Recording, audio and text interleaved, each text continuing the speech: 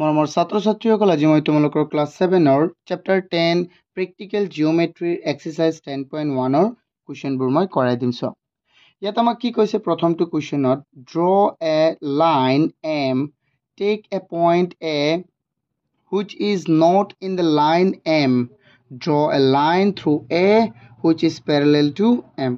অর্থাৎ আমাক কি কৈছে, draw a line, line মানে কি ৰেখা, আমাক এটা ৰেখা M অংকন কৰিব লাগে আৰু take a point আৰু এটা বিন্দু ল'ব লাগে A which is not in the line M, যি বিন্দুটো M ৰেখাত নহয়।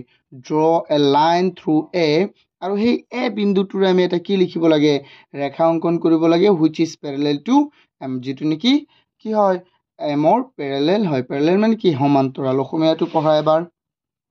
ইয়াত কি কৈছে, এডাল যিকোনো ৰেখা M আঁকা, M ৰ ওপৰত নথকা যিকোনো এটা বিন্দু A লোৱা।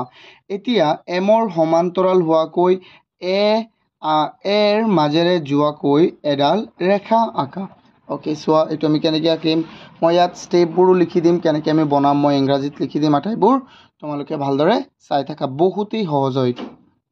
চোৱা এইটো আমি বনাম, আমি ৰেখাটো বনাম, তোমালোকে চাই থাকা, সুন্দৰকৈ চাই থাকা আমি কেনেকৈ বনাওঁ এইটো চোৱা। প্ৰথমে ইয়াৰ কাৰণে তোমালোকৰ এটা জ্যামিতি বক্স লাগিব, জ্যামিতি বক্সৰ প্ৰয়োজন হ'ব। চোৱা এনেকুৱা এটা জ্যামিতি বক্স তোমালোকৰ লাগিব আৰু মই আশা কৰোঁ চবৰে এটা কি আছে, জ্যামিতি বক্স আছে। তাৰ পৰা তোমালোকে প্ৰথমে স্কেলটো বাছি লোৱা। চোৱা এতিয়া মই স্কেলটো ওলাই ল'লোঁ। স্কেলৰ পৰা কি কৈছে আমাক, প্ৰথমে ড্ৰ এ লাইন এম, এটা ৰেখা এম অংকন কৰিব লাগে যিকোনো দৈৰ্ঘ্যৰ, আমাক কোনো কোৱা নাই, সেইকাৰণে জাষ্ট আমি এটা ৰেখা অংকন কৰোঁ এম। ওকে, আমি জাষ্ট এটা ৰেখা এম অংকন কৰোঁ যিকোনো দৈৰ্ঘ্যৰ। এইটো চোৱাচোন বেকা হৈ গ'ল, আমি এটা ৰেখা এম অংকন কৰি আছোঁ যিকোনো দৈৰ্ঘ্যৰ, এইটো মচি দিবা তোমালোকে হা। এতিয়া চোৱা এটা ৰেখা আমি অংকন কৰিছোঁ এম ৰেখাটোৰ নাম হ'ল এম। ওকে, তাৰপিছত চোৱা কি কৈছে, টেক এ পইণ্ট এ, এটা বিন্দু লোৱা এ, যিকোনো ঠাইত এটা বিন্দু লোৱা। ইয়াত মই এটা বিন্দু লৈছোঁ, কি লৈছোঁ এ, এইটো এটা বিন্দু লোৱা হ'ল কি এ, এইটো এটা বিন্দু লোৱা হ'ল এ বিন্দু। তাৰপিছত কি কৈছে আমাক, চোৱা আমি এ বিন্দুটো দিলোঁ, তাৰপিছত কৈছে ড্ৰ এ লাইন থ্ৰু, চোৱা এইফালে draw a line through A which is parallel to M। এতিয়া এৰ মাজেৰে এনেকুৱা এটা ৰেখা অংকন কৰিব লাগিব যিটো নেকি এম ৰেখাৰ কি হয়, সমান্তৰাল হয়। ইয়াৰ কাৰণে আমি কি কৰিব লাগিব, এই যে এই এ বিন্দুটোক ইয়াত ক'ৰবাত আমি লগাব লাগিব এম ৰেখাৰ সৈতে। ধৰা ইয়াত লগ লাগিল, ঠিক আছে, ধৰা এইটো লগ লাগিল আমাৰ বি বিন্দুত। ক'ত লগ লাগিছে, বি বিন্দুত। এতিয়া এক আমি কাম কৰিম। চোৱা এতিয়া আমি চাম যে ইয়াত কিমান কোণ হৈছে, যিহেতু এইটো সমান্তৰাল হ'ব লাগিবনে নাই, সমান্তৰাল হ'লে ইয়াত যিমান কোণ হ'ব, ইয়াত যদি এটা আমি ৰেখা অংকন কৰোঁ ইয়াতো একেই কোণ হ'ব লাগিব, ঠিক আছে।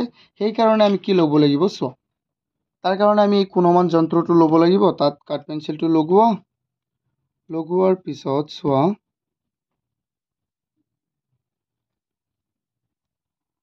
এইটো আমি ভালদৰে লগাই লওঁ। চোৱা তোমালোকে এনেকৈ বনাই লোৱা, বনাই লৈ ইয়াত যিকোনো ব্যাসাৰ্ধৰ বা এইটো এটা তুমি যিকোনো ব্যাসাৰ্ধ লোৱা, যিকোনো ব্যাসাৰ্ধৰ এটা কি অংকন কৰা, তুমি যিকোনো ব্যাসাৰ্ধৰ এটা চাপ অংকন কৰা, ঠিক আছে, আৰ্ক এটা বনোৱা।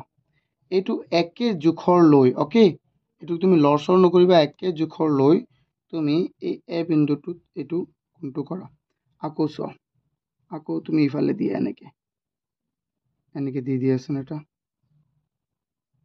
এনেকৈ দি দিয়া, এতিয়া সমান্তৰাল হ'ব। এতিয়া কেনেকৈ সমান্তৰাল হ'ব চোৱা, এইটো তুমি দিলা, অ'কে। তাৰপিছত চোৱা ইয়াত কোনটো কিমান হৈছিলে, কিমান ডাঙৰ হৈছিলে, এইটো চোৱা তুমি,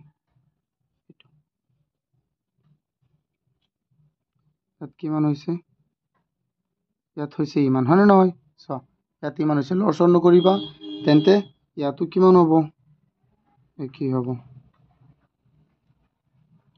এইটোত লৈ এনেকৈ এটা চিন দি দিয়া। আৰু চোৱা এই বিন্দুটো, এতিয়া এই বিন্দুটো আৰু ইয়াত যে এটা বিন্দু হৈছে, চোৱা দুটা ক'ত কটাকটি কৰিছে, ইয়াত কটাকটি কৰিছে একজেক্ট, হয়নে নহয়। এতিয়া এইকেইটা সংযোগ কৰি দিয়া, সুন্দৰকৈ এই দুটা কি কৰি দিয়া, সংযোগ কৰি দিয়া চোৱাচোন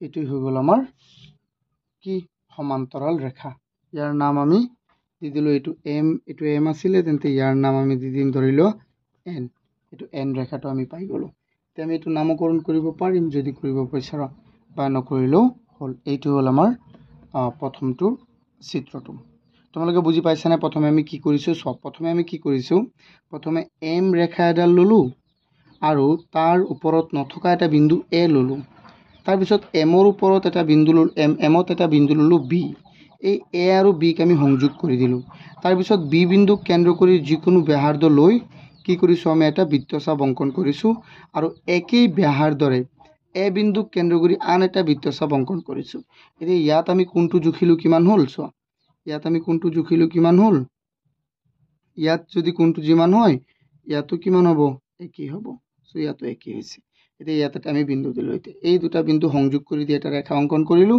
যিটো নেকি এৰ মাজেৰে গৈছে আৰু সেইটো ৰেখাক আমি কি ধৰিছোঁ এন এইটো হ'ল